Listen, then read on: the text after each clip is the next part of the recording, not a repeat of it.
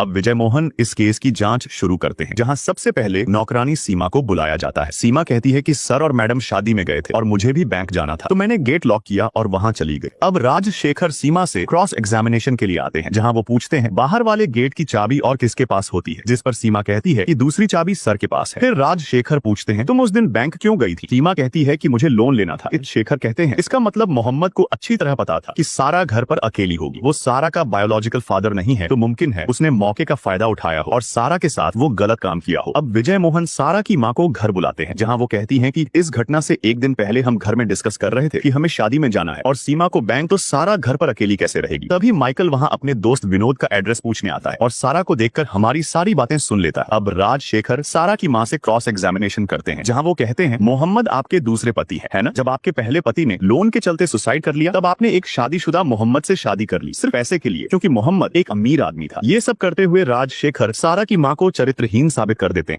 Blind सारा का case कमजोर पड़ता जा रहा था, इसलिए उसके वकील विजय ने पिछली सुनवाई में जज से इजाजत मांगी थी कि वह उसका एक स्कल्पचर बनाए, ताकि जज को भी यकीन हो जाए कि जिस तरह उसने जिस आरोपी माइकल की मूर्ति बनाई थी, वही सारा को इंसाफ दिलाने का सबूत था। जैसे ही जज ने इजाजत दी, राजशेखर की बेटी पूर्णिमा, जो इस केस को उसकी जगह लड़ रही थी, उसे इससे दिक्कत हुई, इसलिए उसने मूर्ति के लिए इंसान चुनने का हक खुद लेना चाहा। उसने ये भी कहा कि सारा के साथ कमरे में कोई तीसरा इंसान नहीं होना चाहिए। जब सारा कमरे में थी, वहाँ कोई और नहीं था। दरअसल माइकल का वकील खुद राजशेखर था। जब सारा उसका चेहरा छू रही थी, उसने उसके सामने कुछ आपत्तिजनक शब्द कहे ताकि उसका ध्यान भटका सके। चेहरा ठीक से समझने के बाद सारा उसकी मूर्ति बनाने लगी। जब मूर्ति बनकर जज के सामने लाई गई, तो जज भी उसे देखकर चौंक गया, क्योंकि सारा ने हूबहू राजशेखर जैसी मूर्ति बनाई थी। जज ने वकील को उसके पास खड़ा किया और सामने बैठे लोगों को दिखाया। ये देखकर सारा के परिवार के चेहरे पर खुशी दौड़ गई। खुद राजशेखर भी उसे देखकर हैरान रह गया। जब विजय केस जीतता है, तो सारा उस इंसान को छूती है जिसने उसे इंसाफ दिलाया और उसका शुक्रिया अदा करती है।